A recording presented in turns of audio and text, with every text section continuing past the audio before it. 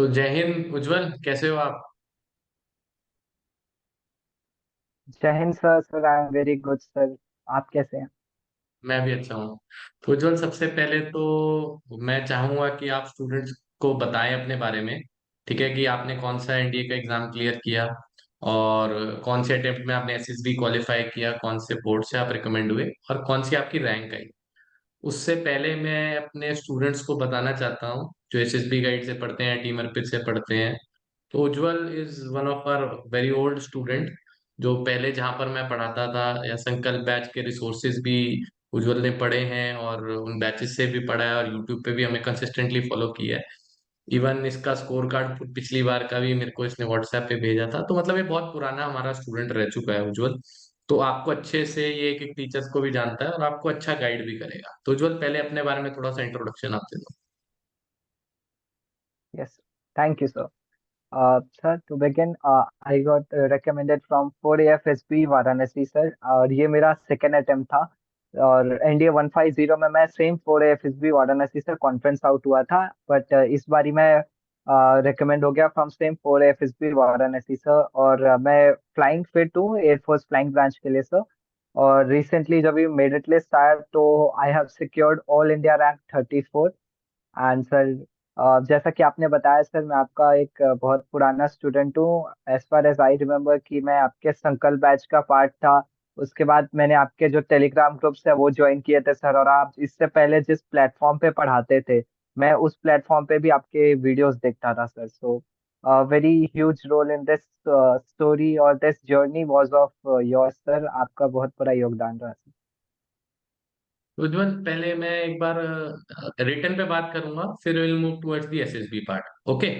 तो रिटर्न पे हम लोग बात करते हैं। पहले आपके जो फर्स्ट अटेम्प्ट आपने दिया, जिसमें आपने बताया यू गॉट कॉन्फ्रेंस आउट, ठीक है, from 4 F S B Varanasi, तो उसके अंदर आपका कितना स्कोर था? Sir it was around 536। 536। तो आप देख रहे हो बच्चों, स्कोर कितना ज्यादा है, 536 नंबर है। और इस बार आपका स्कोर क्या रहा है रिटर्न में?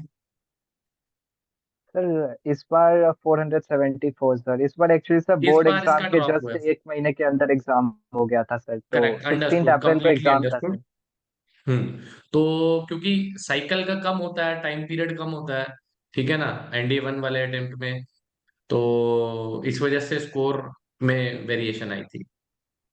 तो उज्जवल, आप एक सैनिक स्कूल के स्टूडेंट रह चुके हैं ना? I remember this, you are a सैनिक। और तो वहां पर यार तरह तरह की बच्चा चैलेंजेस फेस करता है, क्योंकि सैनिक स्कूल वाले और मिलिट्री स्कूल वाले बच्चे कॉन्स्टेंटली मुझे फोन करते हैं, कई बार छुट्टी में आते हैं वो, कि सर हमारे को फोन अलाउड नहीं है और हम लोग देखना भी चाहते हैं आपको, बट उस वजह से हम मतलब देख भी नहीं सकते हैं। तो इसका समाधान आपने कैसे किया था, या उनको आप क्या गाइड करोगे कि वो कैसे इस प्रॉब्लम को फेस कर सकते हैं? सर देखिए, इस मामले में मैं थोड़ा लकी था सर, क्योंकि जब मैं 11th क्लास में था तब कोविड था। तो कोविड की वजह से हम लोग घर पे ही थे। तो उस टाइम पे मैंने इंटरनेट से, मतलब उस टाइम तो मेरे पास फोन था ही, तो मैंने पूरे 11th क्लास आपके वीडियोस फॉलो कर लिया सर। एंड सर उसके बाद जब हम स्कूल गए भी, क्योंकि अभी वाले बच्चों के पास कोविड नहीं है, उन्हें स्कूल में ही रहना है, तो हमने स्कूल में ये किया था कि हमने हमारे वाइस प्रिंसिपल को और प्रिंसिपल को रिक्वेस्ट किया। और हमने कहा कि हमारे पास कंप्यूटर लैब्स में कंप्यूटर से इंटरनेट कनेक्टेड है। हमने कहा कि अगर हमें दिन में 2 घंटे मिल जाए कि हम इंटरनेट यूज कर सके, specially in prep time in the evening, अगर हमें इंटरनेट मिल जाएगा तो हम बहुत यूजफुल रहेगा सर। तो मैं और मेरे ज्यादातर फ्रेंड्स सर उस प्रेप टाइम में इंटरनेट में आपके वीडियोस देखा करते थे सर। अच्छा, अंडरस्टूड। तो मतलब आप कंप्यूटर लैब पे शिफ्ट हुए और उसके ऊपर इंटरनेट के थ्रू यस आपने सर। Courses follow. तो यही मैं स्कूल वाले बच्चों को भी कहूंगा कि आपने आप प्रिंसिपल से बात करके you can have the access of the computer labs, और वहां पे आप स्टडी कर सकते हैं। रिक्वेस्ट करने की बात है, ठीक है, सब कुछ। और कितना आप कन्विंस कर सकते हैं उनको, क्योंकि उनको कन्विंस करना भी थोड़ा आपके लिए चैलेंज हो सकता है, तो ये थोड़ा करना पड़ेगा। अच्छा Ujjwal, apart from the courses which you followed, चलो बैच को तो हम संकल्प को साइड में रख देते हैं, which books would you like to refer to all the aspirants? मतलब आप मैथमेटिक्स में कोई ऐसी बुक कोई रेफर करना चाहेंगे बच्चों को, जो आपने फॉलो की और मॉक टेस्ट के लिए कुछ ऐसा? सर मैथमेटिक्स की जो आपने बात की, तो सर पहले उसी की बात करते हैं। मैथ्स में सर जैसे कि मेरा ये स्ट्रैटेजी रहता था कि पहले मैं आपका वीडियो देखता था जो भी टॉपिक मेरे को पढ़ना उस पर्टिकुलर टॉपिक का आपका वीडियो देखा। देन सेम टॉपिक मैंने एनसीईआरटी से सॉल्व किया।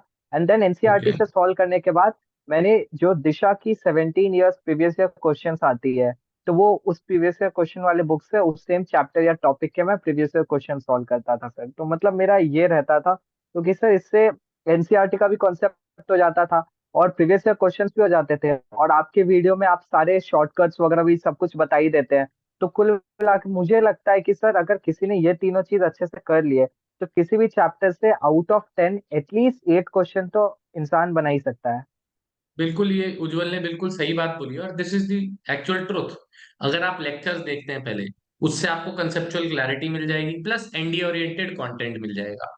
उसके बाद आपने एनसीईआरटी सॉल्व करी तो आपका बेसिक लेवल और बेहतर हो जाएगा। ये लाइन बाय लाइन एनसीईआरटी पढ़ रहे हो, एग्जाम्पल कर रहे हो, एक्सरसाइज कर रहे हो, उससे आपका बेस भी क्लियर हो जाएगा। उसके बाद जब आप पीवाईक्यू सॉल्व करोगे तो आपको एनडीए के पैटर्न की एनालिसिस आ जाएगी अच्छे ढंग से, कि पेपर पैटर्न कैसा आता है और किस लेवल के क्वेश्चन आते हैं, वो आप कर लोगे। और अगर आपको फिर भी कंटेंट चाहिए, फिर आप कोई भी रेफरेंस बुक ले सकते हैं, डीपीपीज ले सकते हैं, या जिस भी आप कोर्स से पढ़ रहे हैं उसके अंदर जो असाइनमेंट आपको मिली है उसको आप सॉल्व कर सकते हैं। मोर देन सफिशिएंट होता है इतना एनडीए के लिए। ठीक है जी। अच्छा, यहाँ पे उज्जवल मॉक टेस्ट का क्या करें? मॉक टेस्ट आपने कैसे दिए थे और क्या रिसोर्स यूज किया था मॉक टेस्ट पर? सर मॉक टेस्ट सर मैंने आपने एक बुक निकाली थी सर 25 की सीरीज। उसमें 25 मॉक टेस्ट हुआ करते थे सर। तो मैंने तो सर वही फॉलो किया था। वो 25 मॉक टेस्ट इतना अच्छे से डिजाइन थे सर, क्योंकि सर मॉक टेस्ट के बहुत फायदे होते हैं स्पेशली मैथ्स में। पहला तो हमें आइडिया लग जाता है, बिल्कुल। क्योंकि मैथ्स में हमेशा टाइम कंस्ट्रेंट रहता है सर। तो हमें आइडिया लग जाता है कि हम 120 क्वेश्चन में से कितने क्वेश्चन कर सकते हैं और किस स्पीड से कर सकते हैं और कब कर सकते हैं, और हम किस टॉपिक में लैग कर रहे हैं और किस टॉपिक में हम स्ट्रांग है सर। ये सारा आइडिया सर हमें मॉक टेस्ट से लगता है। तो वो जो 25 की सीरीज आपकी बुक निकली थी सर, वो मुझे बहुत ज्यादा यूजफुल लगी। बिल्कुल। तो वो 25 की सीरीज उज्जवल के टाइम पे लास्ट एडिशन थी, तो आई एम सॉरी अगर कोई कमेंट सेक्शन में लिखेगा। उसके बाद हमने उसको कट शॉर्ट करके 10 का द मॉक टेस्ट था हमारा, और वो इस बार 2024 के लिए वो चेंज हो जाएगा। ठीक है जी। उसको हम लोग शिफ्ट करने वाले हैं, नए मॉक टेस्ट सीरीज लेके आएंगे, नए एडिशन लेके आएंगे। ठीक है, तो भी हम उसके बारे में अपडेट कर देंगे। चलो, तो मॉक टेस्ट की इंपॉर्टेंस उज्जवल ने बताई और मैं भी एम्फेसिस करता हूँ, मॉक टेस्ट देने देने हैं आपको। और मॉक टेस्ट का एक रूल है बच्चों, अगर आपने 120 क्वेश्चन में से 60 क्वेश्चन अटेम्प्ट करे, 70 अटेम्प्ट करे हैं, उसमें से करेक्ट जितने हैं वो इंपॉर्टेंट नहीं है। जो इनकरेक्ट है, जो अनअटेम्प्टेड रह गए हैं, वो इंपॉर्टेंट है, क्योंकि वही पेपर के अंदर आएंगे, ऐसा लेके चलना कि वो क्वेश्चन आपसे क्यों नहीं हुए। वो सबसे ज्यादा इंपॉर्टेंट है। उज्जवल, आगे बात करते हैं हम लोग मैथ्स का। तो आपने बहुत अच्छा बच्चों को बताया है, और मैं अब चाहता हूं कि आप जीएटी पोर्शन को थोड़ा सा स्प्लिट करें, कि जीएटी में इंग्लिश को तोड़ें और जनरल स्टडीज को तोड़ दें, जिसमें साइंस भी कवर हो जाए। तो ऐसे दो पार्ट्स में लेते हैं जीएटी को। पहले इंग्लिश की बात करें, इंग्लिश के लिए क्या करा आपने और कैसे इसको कवर कर सकता है बच्चा? सर इंग्लिश में अगर हम बात करें कि आजकल तो थोड़ा बहुत पैटर्न चेंज हो गया, लेकिन जनरली इंग्लिश में ये पैटर्न रहता था कि 10 क्वेश्चन ऑफ रीअरेंजिंग जो हर कोई कर ही सकता है, और 10 क्वेश्चन होते थे स्पॉटिंग एरर्स के लिए। सर मुझे स्पॉटिंग एरर्स के लिए जो पाथ फाइंडर बुक है उसमें जो ग्रामर सेक्शन दिया है वो मुझे सफिशियंट लगता है सर स्पॉटिंग एरर्स के लिए। उसके बाद जो आते हैं, ये दो चीज तो हो गए बच्चे के ग्रामर के। इसके बाद 30 क्वेश्चन ऐसे आते हैं जिनमें हमें एक्स्ट्रा एफर्ट्स डालने पड़ेंगे, मेहनत करने पड़ेंगे। 10 सिनोनिम्स, 10 एंटोनिम्स और 10 इडियम्स एंड फ्रेजेस। तो उस समय सर पहले आपके टीम में जो टीचर थे इंग्लिश के, मैं उन्हें फॉलो करता था सर। एंड मेरे पूरे 11th and 12th class every day sir मैंने 10 सिनोनिम्स एंड 10 एंटोनिम्स और 5 इडियम्स एंड फ्रेजेस, ये मेरा मतलब था कि रोज रोज ही किया है मैंने। क्योंकि सर मैं था थोड़ा सा वीक हिस्ट्री पार्ट में सर। तो मैंने सोचा हिस्ट्री पार्ट में जो मैं वीक हूँ उसको मैं इंग्लिश पार्ट से कवर करूंगा, क्योंकि इंग्लिश सर राइट। मेरी थोड़ी स्ट्रांग थी हमेशा से। तो सर इसलिए ये जो 25 थिंग है, 10 सिनोनिम्स, 10 एंटोनिम्स और 5 इडियम्स, ये मैं रोज ऑलमोस्ट एवरीडे फॉलो करता था सर। और जो आपका टेलीग्राम ग्रुप था सर, उसमें भी आप डालते रहते थे और रेगुलर बेसिस पे इडियम्स फ्रेजेस की पीडीएफ्स और सिनोनिम्स एंटोनिम्स के पीडीएफ्स है। तो इस तरह से मैंने इंग्लिश सेक्शन अपना पूरा कर लिया सर। और इंग्लिश सर हमेशा मेरा स्कोरिंग रहा sir, out of 200 in English, मतलब मेरे हमेशा 160 to 180 मार्क्स ही रहते थे, 160 से नीचे नहीं जाता ग्रेट। था सर। फिर तो मेजोरिटी तो जीएटी का पोर्शन आपका इंग्लिश से ही कवर हो जाता है। तो sir moving to the part B, जो साइंस प्लस सोशल साइंस का सेक्शन आ गया सर। तो साइंस हम्म, के लिए तो सर 50 क्वेश्चन साइंस से आते हैं, और सर मेरा मानना ये है कि 50 में से एटलीस्ट 40 क्वेश्चन डायरेक्टली 9th और 10th स्टैंडर्ड एनसीईआरटी से आते हैं सर। तो ये एग्री। काम तो मैंने किया था सर 12th क्लास में। मतलब सर जब भी रिटर्न एग्जाम इंडिया का देना था, उससे पहले सर 9th और 10th के एनसीईआरटी मैंने अच्छे से साइंस की कर ली थी सर। तो उसमें से सर ऑलमोस्ट साइंस सेक्शन मेरा पूरा खत्म हो गया था। साइंस के लिए मुझे एक्स्ट्रा कोई एफर्ट नहीं करना पड़ता लगता है, लेकिन सर तो भी प्रीवियस ईयर क्वेश्चन एक बार सॉल्व कर लेते हैं, तो उससे आइडिया लग जाता है कि क्वेश्चन कहाँ से आने वाले हैं। तो एनसीईआरटी बिल्कुल। Plus previous year question science के लिए sir I feel more than sufficient है, उसके लिए ज्यादा कुछ रेफर करने की जरूरत नहीं है। आंसर सोशल साइंस के लिए सर, जैसे कि जो सोशल साइंस में ज्योग्राफी का पार्ट हो गया सर, उसमें हम लोग क्या करते थे, हम्म। हमारे यहाँ जो 11th क्लास की ज्योग्राफी की बुक आती है आर्ट्स वालों के लिए, हमने तो साइंस ले रखी थी, लेकिन आर्ट्स वालों में एक ज्योग्राफी की बुक होती है 11th एनसीईआरटी की। सर वो बुक बहुत ज्यादा यूजफुल रहती है सर। वो बुक मिल जाए, उससे हम पढ़ लेते थे। उसके सिवाय हम यूट्यूब पे किसी चैनल के, आपके चैनल से या किसी भी चैनल से हम वीडियोस देख लेते थे सर। तो ज्योग्राफी और पॉलिटी तो सर मैंने वैसे ही की है सर। और लेक्चर्स से, हिस्ट्री यूट्यूब वाले सेक्शन से मैं, लेक्चर्स से कवर कर लिया, marathon yes class sir, type ऐसा कुछ कर लिया। हाँ सर मैराथन मैंने बहुत फॉलो किए हैं सर। और सर मतलब अच्छा हिस्ट्री जी। मैं छोड़ देता था, हिस्ट्री में से इतना नहीं होता था सर, तो मैं थोड़ा बहुत पढ़ लेता था यूट्यूब से बस, बाकी ज्यादा मैं हिस्ट्री में दिमाग नहीं लगाता था। एंड करंट अफेयर्स में सर सिंसियरली प्रिपेयर करता था, न्यूज़पेपर पढ़ता था, करंट अफेयर्स के वीडियोस देखता था यूट्यूब पे। तो ये सर ओवरऑल मेरी प्रिपरेशन स्ट्रैटेजी थी। अच्छा जी। तो रिटर्न का तो मेरे हिसाब से डन हो गया हमारा। Moving on to the SSB part. देखो, मैं आपसे ये नहीं पूछूंगा आपने एसएसबी कोचिंग ली या ना ली।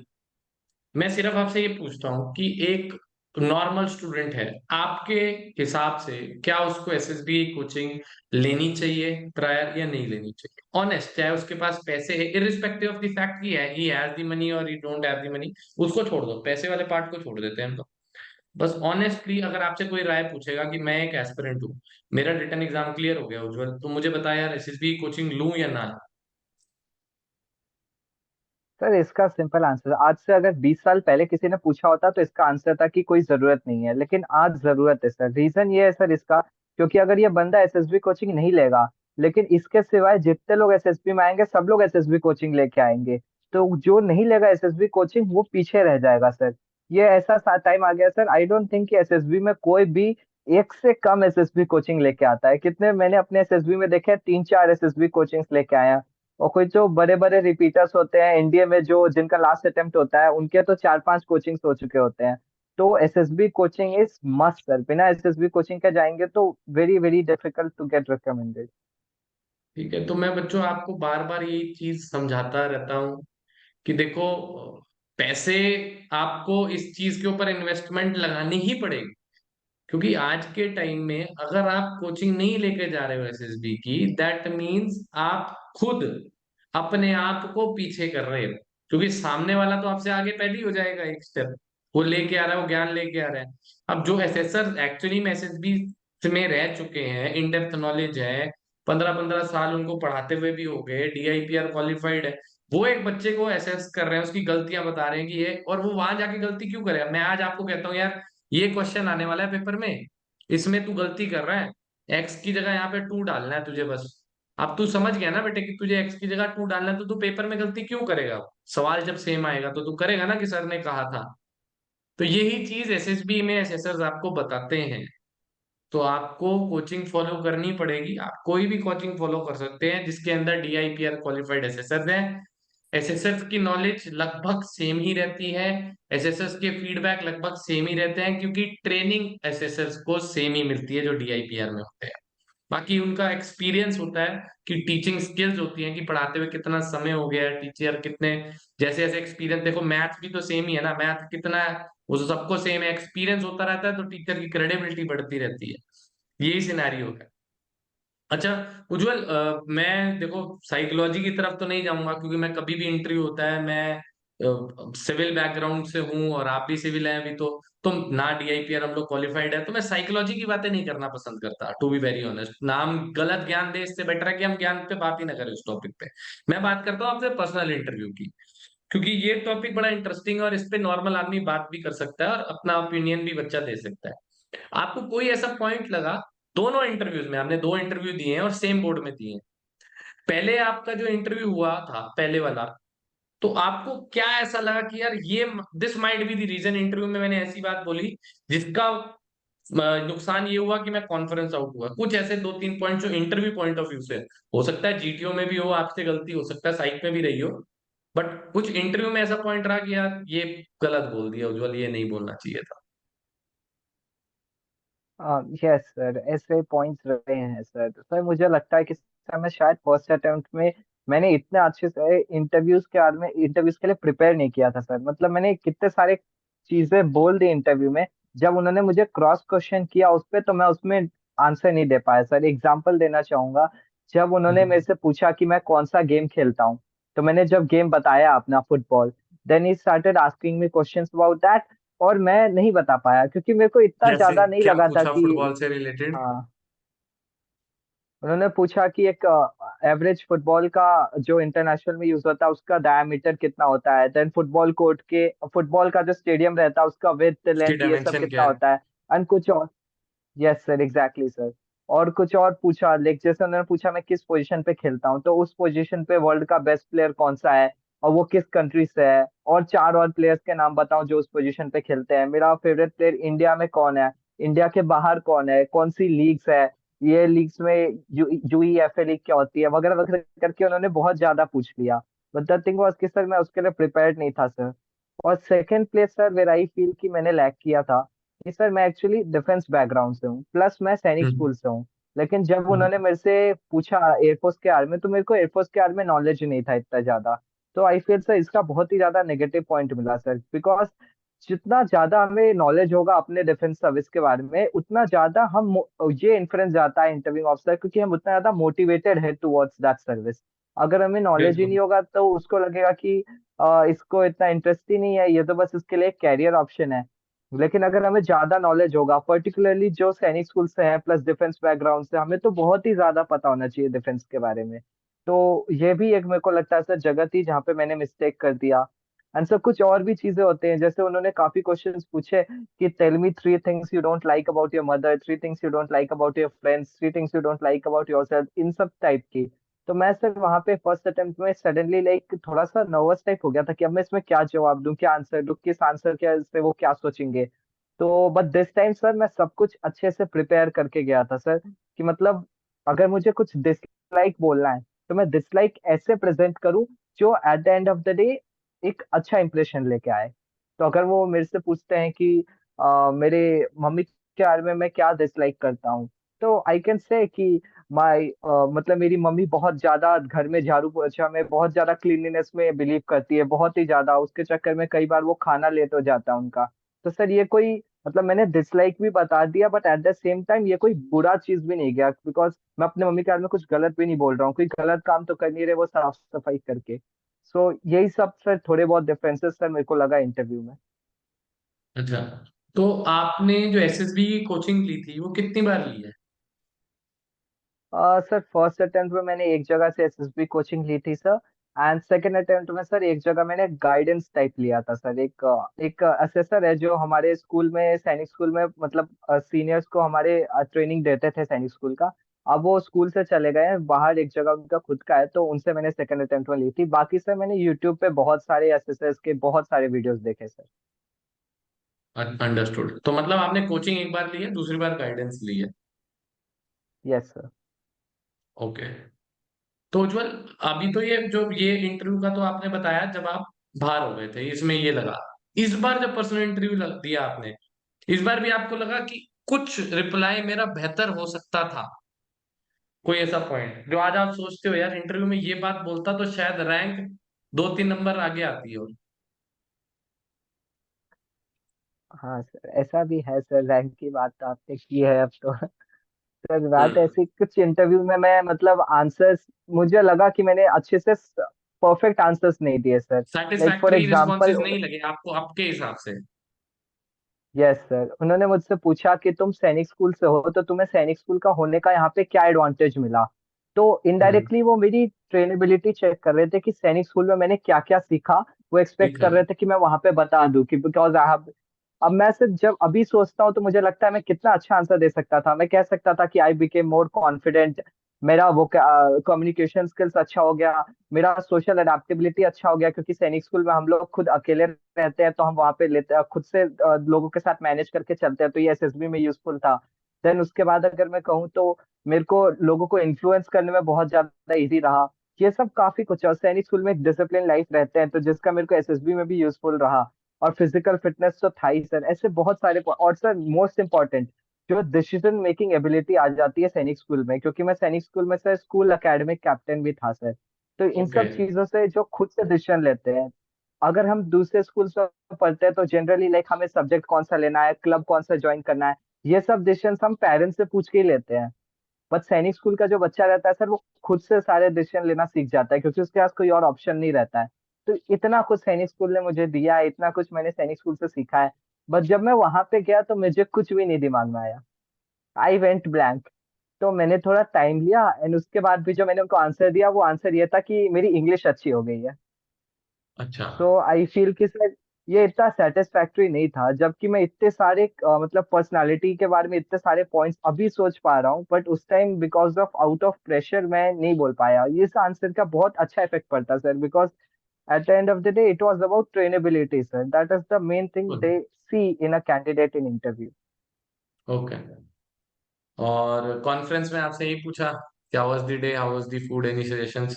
बस यही 3 सवाल। ये पूछा सर, इनके सिवा इन्होंने मेरे से पूछा कि सैनिक स्कूल में जब मैं एकेडमिक कैप्टन था तो एज अ एकेडमिक कैप्टन मेरी क्या रिस्पॉन्सिबिलिटीज थी और मैंने कौन से प्रॉब्लम्स फेस किए सर। एक ये क्वेश्चन था। एक और क्वेश्चन ये था कि हम जो सिलेक्शन सेंटर है सर्विस सिलेक्शन बोर्ड वाराणसी, यहाँ पे मैं सेकेंड टाइम आया हूँ, तो मैंने यहाँ पे कौन कौन से रिसोर्सेज यूटिलाइज किए। मतलब वहाँ पे एक टेनिस कोर्ट है, वहाँ पे वॉलीबॉल कोर्ट है, वहाँ पे क्रिकेट के लिए नेट्स लगे हुए हैं, वहाँ पे फ्यूज बॉल का टेबल है, वहाँ पे टेबल टेनिस टेबल है, वहाँ पे एक मोटिवेशन हॉल है।